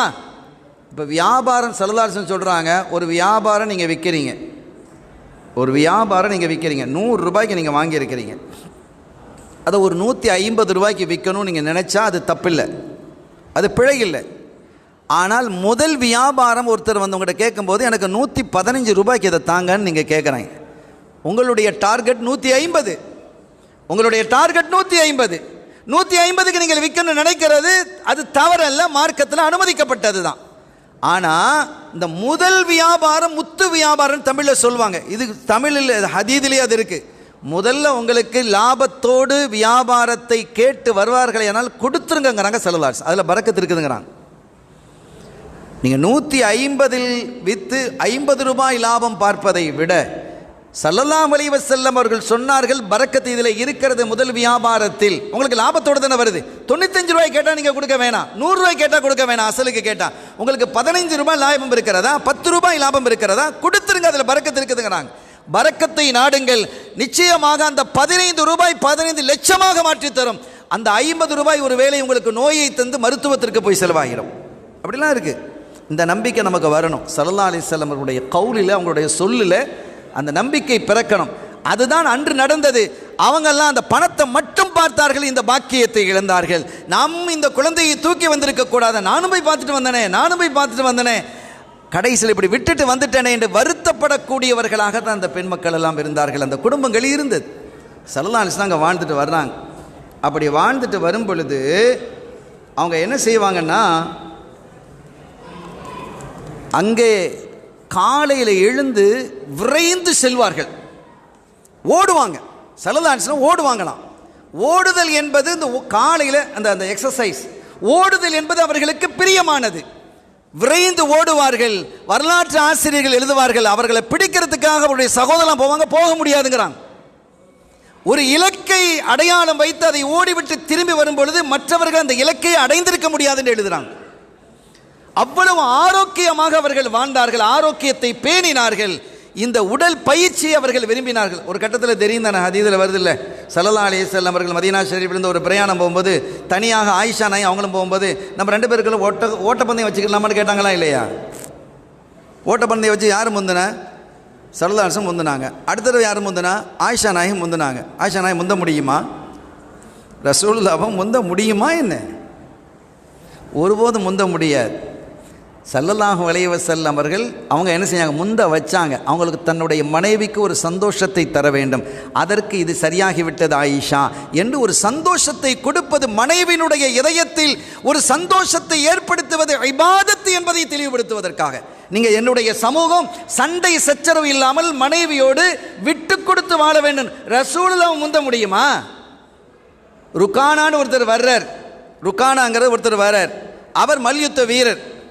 மக்காவிலேயும் மக்காவை சுற்றி இருக்கக்கூடிய பகுதியிலையும் அவங்கள ஜெயிக்கிறதுக்கு ஆள் கிடையாது. அந்த ருக்கானா ஒரு தடவை எதிர்த்தாப்புல வர்றாரு, ஸல்லல்லாஹு அலைஹி வஸல்லம் எதிர்த்தாப்புல வர்றாங்க. ருக்கானா அத்தஷஹது, நீங்கள் ஷஹாதத்து சொல்லக்கூடாதா, கலிமா சொல்லக்கூடாதா, இஸ்லாத்துக்கு வரக்கூடாதான்னு கேட்குறாங்க. நீங்கள் நபிங்கிறதுக்கு என்ன அடையாளம் அப்படின்னு கேட்குறார். ருக்கானா கேட்குறார். ஸல்லல்லாஹு அலைஹி வஸல்லம் அவங்க சொன்னாங்க, என்ன வேணும் உனக்கு அடையாளம்? என்னோட நீங்கள் மல்யுத்தத்துக்கு வரீங்களான்னு கேட்குறாங்க. இந்த கொஸ்டின் நியாயமா? நியாயம் இல்லை. அவர் மல்யுத்த வீரர், நீங்கள் நபிங்கிறதுக்காக வேண்டி என்ன செய்யுங்க, வசனங்களை ஓதி காட்டுங்க, ஒரு தெளிவை கொண்டு வாங்க அப்படின்னு சொன்னால் பரவாயில்ல. மல்யுத்தத்துக்கு வாங்க அப்படின்னா நீ மல்யுத்த வீரர், ரசூலுல்லாஹ் மல்யுத்த வீரரா? இப்போ ஒரு குத்துச்சண்டை வீரர் இருக்கிறான்னு வைங்க, நீங்கள் ஒரு விஷயத்த சொல்கிறீங்க, நீங்கள் சொல்கிறது உண்மை அப்படின்னு சொன்னால் என்னோட குத்துச்சண்டைக்கு வரேன்னு கேட்டால் என்ன ஆகும்? ஒரு அடி அடித்தா மூஞ்செல்லாம் பேந்துறாது. இந்த கொஸ்டின் சரியான, ஆனால் ஸல்லல்லாஹு அலைஹி வஸல்லம் அவர்கள் அதை என்ன செய்கிறார்கள்? ஏற்கிறார்கள். சரி ருக்கானா அப்படிங்கிறான். திகைச்சிட்டார் ருக்கானா. எப்படின்னா நீங்கள் கூப்பிட்டீங்க நபின்னு சொல்கிறதுக்கு இதுதான் உங்களுக்கு விளக்கம், நான் ஜெயிச்சாதான் நபி நீங்கள் ஏற்றுக்கிட்டா நான் தயார் அப்படிங்கிறாங்க. இப்போ எப்போ வச்சுக்கிடலாம் அப்படிங்கிற, ஏன்னா வார்மப்லாம் எடுக்கணும் இல்லை, ஒரு குத்துச்சண்டை அதுக்கு முன்னால் பயிற்சி, இவருக்காவது பயிற்சி இருக்கும். ஸல்லல்லாஹு அலைஹி வஸல்லம் அப்படி ஒரு நாளும் குத்துச்சண்டைக்கு இந்த மல்யுத்தத்துக்கு போனதில்லை. தூக்கி போடணும், போட்டு ஏறி மிதி உட்காரணும், இதெல்லாம் முடியுமா? பயிற்சி இல்லை. எப்போ வச்சுக்கலாம்? ஸல்லல்லாஹு அலைஹி வஸல்லம் எப்போ என்ன இப்போவே வச்சுக்கலாம் அப்படின்னாங்க. இவர் திகைச்சு போனார். அவர் தயாரானார். ரெண்டு பேரும் தயாரானாங்க. கேட்குறாரு, என்ன? ஸல்லல்லாஹு அலைஹி வஸல்லம் கேட்டாங்க, நான் ஜெயிச்சா நீங்கள் என்ன தருவீங்க? ஒரு ஆடு தர்றேன். அவர் ஆடு மேய்ச்சிட்டு வர்றாரு, ஒரு தந்தையினுடைய ஆடு. ஸல்லல்லாஹு அலைஹி வஸல்லம் ஜெயிச்சாங்க. வரலாறு பெருசு. 3 தடவை நடந்தது, 3 தடவையும் ஜெயிச்சாங்க. திருப்பி ஆட்டை என்ன செஞ்சுட்டாங்க? திருப்பி கொடுத்துட்டாங்க ஒரு காரணத்துக்காக வேண்டி. அப்போ ஒரு சாதாரண ஆயிஷா நாயகிடத்தை தோற்று போவாங்களா என்ன? அப்போ ஓட்டப்பந்தயம் என்பதை விரும்பினார்கள், ஸல்லல்லாஹு அலைஹி வஸல்லம் விரும்பினார்கள். அதே மாதிரி ஹலீமா அம்மையார் இருக்கக்கூடிய அந்த பகுதியிலே அவர்களுக்கு விருப்பமானது இன்னும் ஒரு கிணறு ஒன்று இருந்தது, ஒரு பெரிய கிணறு இருந்தது. அந்த கிணற்றில் தண்ணி எடுப்பாங்க. ஸல்லல்லாஹு அலைஹி வஸல்லம் என்ன தெரியுமா? கிணத்துல குதிச்சிருவாங்க, குதிச்சு நீச்சல் பண்ணுவாங்க. நீச்சல் தெரிவது சுன்னத்து. நம்ம இதில் ஏதாவது படிச்சிருக்கிறோமான்னு தெரியல. ஸல்லல்லாஹு அலைஹி வஸல்லம் தன்னுடைய இளமை காலங்களை எப்படி அவர்கள் கழித்திருக்கிறார்கள். நீச்சல் பழகுங்கிறாங்க, சிலம்பம் பழகுங்கன்னு சொல்றாங்க. நமக்கு அதெல்லாம் சுன்னத்தாக்கப்பட்டிருக்கிறது. கிணத்துக்குள்ள குதித்து அவர்கள் நீண்ட நேரம் நீச்சல் நீந்திக்கிட்டே இருப்பாங்க. அவ்வளவு அற்புதமாக தன்னுடைய உடல் ஆரோக்கியத்தை. இன்னைக்கு பிள்ளைகளுக்கெல்லாம் எப்படி இருக்கு? பிள்ளைகளுக்கு ஓட்டம் இருக்குதா, ஆட்டம் இருக்குதா? ஒன்று விளையாடுறதுன்னு சொன்னால் ஒன்று கிரிக்கெட் விளையாடுறான், அப்படி இல்லைன்னா மொபைலில் இருக்கிறான். இதை தவிர்த்து பிள்ளைகளுக்கு என்ன விளையாட்டு இருக்குது? ஃபுட்பால்னா விளையாட்டு, ஓடலாம். கபடியில் ஒரு உடல் ஆரோக்கியம் இருக்குது. கிரிக்கெட்டில் அப்படி இருக்குதா? வெயிலில் சும்மா நின்றுட்டு இருப்பான், ஒரு 2 பேர் ஓடுவான். எப்போவாவது பந்து அங்கே வந்தால் அவனை போய் ஒருத்தன் போய் பிடிக்க போவான். அது இங்கிலாண்டு காரணம், அவனுக்காக வேண்டி அவன் குளிர், கடுமையான குளிர் பகுதி வெயிலில் நிற்கணுங்கிறதுக்காக அதை கண்டுபிடிச்சான். இப்போ இதை போட்டு நம்ம கொண்டாடிட்டு கிடக்கிறோம். உடல் ஆரோக்கியத்திற்கான விளையாட்டு அல்ல அது, அது அவனுக்குள்ள விளையாட்டு, இது நமக்குள்ள விளையாட்டு அல்ல. இப்போ உதாரணம், ஸல்லல்லாஹு அலைஹி வஸல்லம் அவர்கள் தன்னுடைய இளமை காலத்தை விளையாட்டில் கழித்திருக்கிறார்கள். என்ன விளையாட்டு? அவ்வளவு ஆரோக்கியமான விளையாட்டு. அவர்கள் குதிரை ஏறுவார்கள். அந்த சின்ன வயசு 4 வயசு 5 வயசுல குதிரை ஏறிப்பட்டோம். ஒரு குதிரை கூட அவர்களை வீழ்த்தியது கிடையாது. நமக்கு முதலாவது குதிரை ஏறினா என்ன ஆகும்? கீழே தள்ளி விட்டுருமா இல்லையா? ஸல்லல்லாஹு அலைஹி வஸல்லம் அவர்கள் ஹலீமா அம்மையாருடைய கட்டுப்பாட்டில் இருக்கும் பொழுது, அவர்களுடைய வீடிலே வாழ்ந்து வரும் பொழுது குதிரை ஏறி நீண்ட தூரம் பிரயாணம் செய்துட்டு வருவாங்க. மற்ற பெண்கள்லாம் பயப்படுவாங்க, ஹலீமா அம்மையார் பயப்பட மாட்டாங்க. நீங்கள் விட்டுருங்க, என் பிள்ளையை பற்றி நீங்கள் யோசிக்க தேவையில்லை, அந்த எல்லாமே என் பிள்ளையினுடைய கட்டுப்பாட்டுக்குள்ளே வந்துருங்கிறது எனக்கு தெரியும். நான் இப்போ நம்ம பிள்ளைகளை எப்படி வளர்க்குறோம்? பயங்காட்டியே வளர்க்குறோம். எங்கள் ஊரில் இந்த குழந்தைகளை பயம் மூட்டி சாப்பிட்றதுக்குன்னு சொன்னால் கபகபான்னு ஒன்று வச்சுக்கிறாங்க. இந்த பேயன் வந்துடுவான், கிறுக்கம் வந்துடுவான், பிசாசு வந்துடும் அப்படின்னு பயமுறுத்துறோம் இல்லை? அது மாதிரி கபகபான்னு சொல்லுவாங்க. கபகபா வந்துடுவான் சாப்பிட்டு. இப்படி பயமுறுத்தியே பிள்ளைகளை வளர்க்கிறோம். இது பிழை என்கிறது இஸ்லாம். பிள்ளைகளை தைரியமாக வளர்க்க வேண்டும். ஸல்லல்லாஹு அலைஹி வஸல்லம் அவர்கள் தன்னந்தனியாக குதிரைகளை ஏறி வேகமாக விரைந்து செல்லும் பொழுது அப்போ என்ன செய்வாங்க, இந்த மற்ற பெண்கள் எல்லாம் மற்ற சுற்று வட்டாரத்தில் வீட்டில் இருக்கக்கூடியவங்களாம் வந்து சொல்லுவாங்க, பிள்ளை இப்படி ஓடுதே குதிரையில் போகுதே அப்படிங்க. நீங்கள் அது பாட்டில் அமைதியாக இருங்க, அது நீட்டாக வந்து சேர்ந்துருவாங்க, வந்துடுவாங்க. ஒருபோதும் குதிரையிலிருந்து கீழே விழுந்தது இல்லை ஸல்லல்லாஹு அலைஹி வஸல்லம். மதீனா ஷரீஃபில் ஸல்லல்லாஹு அலைஹி வஸல்லம் வந்ததுக்கு பிறகு ஒரு நாள் திடீரென்று பயங்கர சப்தம், ஒரு இரவினுடைய நடுநிசை பயங்கரமான சப்தம் ஏற்பட்டது. கடும் சத்தம் ஏற்பட்டு எல்லாரும் பயந்து போய் என்ன சப்தம், எதிரிகள் ஏதோ தாக்க வருகிறார்கள் என்று பயந்து பள்ளிவாசல் பக்கத்தில் கூடிட்டாங்க. அப்படி கூடி நின்று என்ன செய்யுது, இப்போ ரசூல்லா எங்கேன்னு தெரியலையே, வீட்டில் இருக்காங்களா என்ன அப்படின்னு ஒரு சில வந்துருவாங்களோ, ரசூல்லாக்கு நம்ம டிஸ்டர்ப் பண்ண வேணாம், என்ன நாள் நம்ம பார்த்துக்கலாம் அப்படிலாம் பேசிக்கிட்டு இருக்கிறாங்க. ஆனால் தூரத்து இந்த இருட்டிலேருந்து ஒரு ஆள் வேகமாக குதிரையில் வர்றாங்க. பார்த்தா ரசூல்லா தன்னந்தனியாக வர்றாங்க. லம் துராவு, நீங்கள் ஒன்றும் பயப்பட வேண்டிய அவசியம் இல்லை, அது வந்து ஒரு வியாபார கோத்திரம் வந்துட்டு இருக்குது, அது அதனுடைய சத்தங்கள் தான், அதனுடைய குதிரையினுடைய கணைப்பு தான், நீங்கள் போங்க, நீங்கள் போய் நிம்மதியாக பாருங்க. நான் போய் தன்னந்தனியாக போய் பார்த்துட்டு வந்தாங்க. எவ்வளோ பெரிய தைரியம், என்ன தைரியம் இருந்தது. அந்த தைரியமும் அந்த உறுதியும் நம்முடைய பிள்ளைகளுக்கு இருக்கிறதா, நமக்கு இருக்கா? முதல்ல பயப்படுறோம், பயமே நம்முடைய வாழ்க்கையாக போய்விட்டது. கண்மணி ஸல்லல்லாஹு அலைஹி வஸல்லம் அவர்கள் தன்னந்தனியாக என்ன செய்வாங்க, பிரயாணிச்சுட்டு வருவாங்க. அந்த இளம் வயதில் 4 வயசு 5 வயசில் போயிட்டு வருவாங்க, தைரியமாக என்ன செய்வாங்க, போயிட்டு வருவாங்க.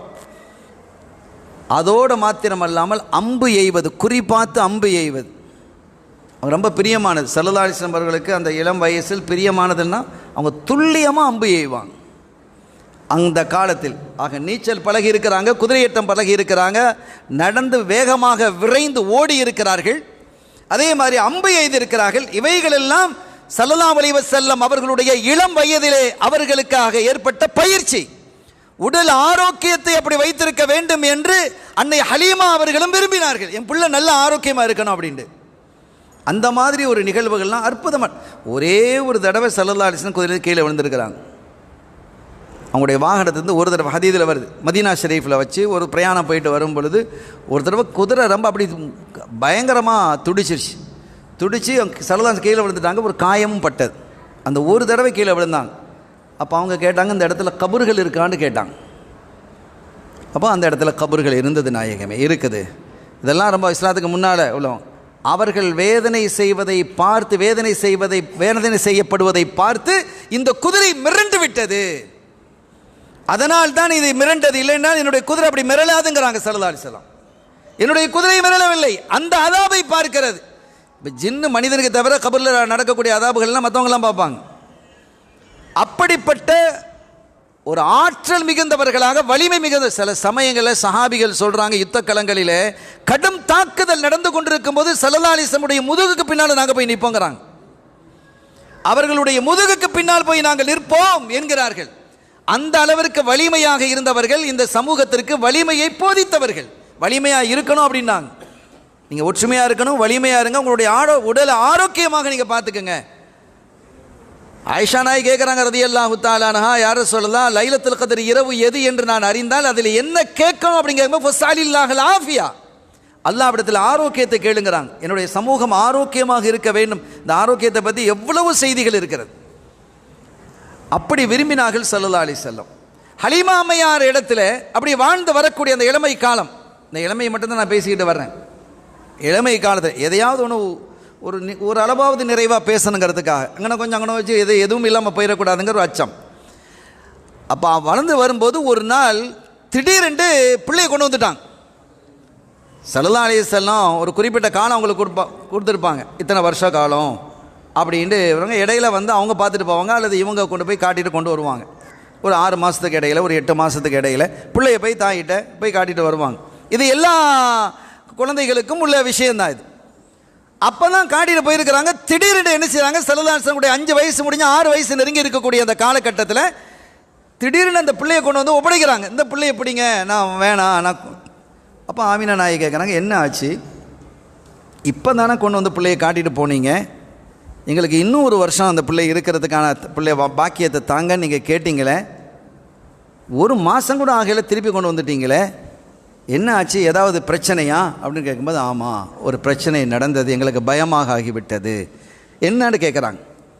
ஒரு நாள் பொழுது நான் வீட்டில் இருந்து கொண்டிருக்கும் போது என்னுடைய மகன் அவங்களுடைய ஹலீமா அம்மையோட மகன், அவங்க 2 பேர் இருந்தாங்க. அந்த புள்ள ஓடி வருது, ஓடி வந்து அம்மா அம்மா நம்முடைய அந்த மக்கா சகோதரர் இருக்கிறார்ல அவரை 2 பேர் வந்து படுக்க வச்சவங்களுடைய நெஞ்சை கிழிச்சிட்டாங்க அப்படின்னு வந்தது. நெஞ்சை கிழிக்கிறத நான் பார்த்தேன் அப்படின்னதும் பயந்து போயிட்டாங்க அம்மா. நான் ஓடி வந்தேன், ஓடி வந்து பார்த்தா பிள்ளை என்ன செய்ய விளையாடிக்கிட்டு இருக்கிறாங்க, சல்லல்லாஹு விளையாடிட்டு இருக்கிறாங்க. மகனே என்ன நடந்தது அப்படிங்கும்போது இல்லை 2 பேர் வந்தாங்க, என்னுடைய நெஞ்சை கிழிச்சாங்க, இந்த மாதிரி நடந்தது, ஒரு ஆப்ரேஷன் நடந்தது சொல்கிறாங்க. அதனுடைய அடையாளமும் இருந்தது. எனக்கு பயமாயிடுச்சு, நான் திருப்பி கொண்டு வந்தேன். அப்போ ஆமினா அம்மையார் ரலியல்லாஹு தஆலா கேட்குறாங்க, என் பிள்ளையை ஷைத்தான் தீண்டிடுவான் அப்படின்னு நீங்கள் பயப்படுறீங்களா? அந்த மாதிரி பிரச்சனை ஏதாவது வந்துடும் நீங்கள் பயப்படுறீங்களா? ஆமாம், அந்த மாதிரி பயம். ஒருபோதும் என் பிள்ளையை ஷைத்தான் நெருங்க முடியாது, அது எனக்கு தெரியும். என் பிள்ளையை ஷைத்தான் நெருங்க முடியாது, நீங்கள் பயந்தால் பிள்ளையை விட்டுட்டு போங்க அப்படின்னு சொல்லிட்டாங்க. அருமையான பெருமக்களே, ஸல்லல்லாஹு அலைஹி வஸல்லம் அவர்களுடைய நெஞ்சை பிளந்து ஞானத்தை அறிவை அல்லாஹ் தஆலா அங்கே வைத்தான்ங்கிறதுலாம் நமக்கு தெரியும். இது 2 முறை நடந்திருக்கிறது. ஒரு ரிவாயத்தின் பிரகாரம் 3 முறை நடந்திருக்கிறது. 2 முறை என்பது ஒரு கட்டத்தில் இந்த 6 வயசை நெருங்கி இருக்கக்கூடிய காலகட்டம் ஹலீமா அம்மையார் இருக்கக்கூடிய அந்த கிராமத்தில். இன்னொரு காலகட்டம் எப்போது? ஸல்லல்லாஹு அலைஹி வஸல்லம் மேராஜுக்கு போகும்போது. இந்த 2 உறுதிப்படுத்தப்பட்டது. இன்னொன்றும் இருக்கிறது, நுபுவத்திற்கு அந்த வஹை இறங்குவதற்கு சில நாட்களுக்கு முன்பாக என்ற ஒரு செய்தியும் இருக்கிறது. அப்போ மொத்தத்தில் இது என்ன அப்படிங்கிறத இன்றைய இமாம்கள் சொல்லும் பொழுது, ஒரு ஹார்ட் ஆப்ரேஷன் பண்ண முடியும், அந்த ஹார்ட்டை வந்து நெஞ்சிலேருந்து வெளியில் கொண்டு வர முடியுங்கிறதையும் ஸல்லல்லாஹு அலைஹி வஸல்லம் காலத்திலே அது நடந்து முடிஞ்சிருச்சு. எல்லாவற்றுக்கும் ரசூல் ஸல்லல்லாஹு அலைஹி வஸல்லம் அவர்களிடத்தில் முன்மாதிரி இருக்கிறது. லக்கத் கான லக்கும் ஃபீ ரசூலில்லாஹி உஸ்வத்துன் ஹஸனா அப்படிங்கிறாங்க.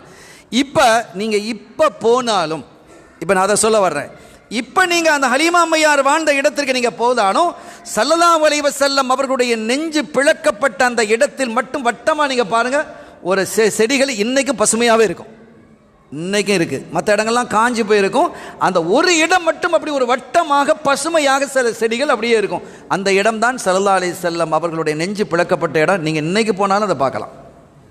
தாயிஃபுக்கு போகக்கூடிய வழியிலேருந்து ரைட்டில் நீங்கள் பிரிஞ்சு போகணும். அருமையான பெருமக்களே, அப்படி எல்லாம் வல்ல ரப்புல் ஆலமீன் அல்லாஹ் ஜல்ல ஷானஹு வ தஆலா தன்னுடைய அருள் நபி கண்மணி முஹம்மதுர் ரசூலுல்லாஹி ஸல்லல்லாஹு அலைஹி வஸல்லம் அவர்களை அந்த அளவிற்கு மேன்மையாக்கி வைத்திருக்கிறார். அவர்களுடைய வாழ்க்கையினுடைய இளமை முழுவதும் அழகானது. ஸல்லல்லாஹு அலைஹி வஸல்லம் அவர்கள் பிறப்பதற்கு முன்பாகவே அவங்களுடைய தந்தை அப்துல்லா நாயகம் வஃபாத் ஆகிட்டாங்க. 6 வயசில் ஆமினா நாயகி ரலியல்லாஹு அன்ஹா வஃபாத் ஆகிட்டாங்க. அதுக்கு பிறகு யார் வளர்த்தா? அப்துல் முத்தலிப் வளர்க்குறாங்க, பாட்டனார் வளர்க்குறாங்க. அவங்ககிட்ட தான் வளர்ந்து வர்றாங்க. அப்துல் முத்தலிப் அவர்களுக்கு ஒரு தனியான ஒரு விரிப்பு விரித்து வைக்கப்பட்டிருக்கும். தனியான ஒரு விரிப்பு, அந்த ஹிஜ்ர் இஸ்மாயில் இருக்குல்ல, காபாவுக்கு முன்னால் அந்த குதிரை லாட மாதிரி இருக்குது, அதில் ஒரு தனியாக விரிப்பு இருக்கும். அதில் அவங்க மட்டும்தான் உட்காருவாங்க. அதில் உட்காந்து அப்படி ஒரு கண்ணியம். அப்துல் முத்தலிப் உட்கார்ந்தா. அப்துல் முத்தலிப் அவங்களுடைய சொந்த ஊர் மக்கா இல்லை மதீனா, அது தனி வரலாறு. அவங்களுடைய அசல் பேர் ஷைபா.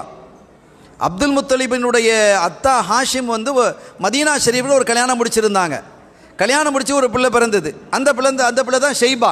அவங்களுக்கு பின்னால் என்ன செஞ்சது? அது ஒரு வரலாற்று காரிய அடிப்படையில் அப்துல் முத்தலிப் என்று பெயர் மாறி போச்சு. சரி இருக்கட்டும்.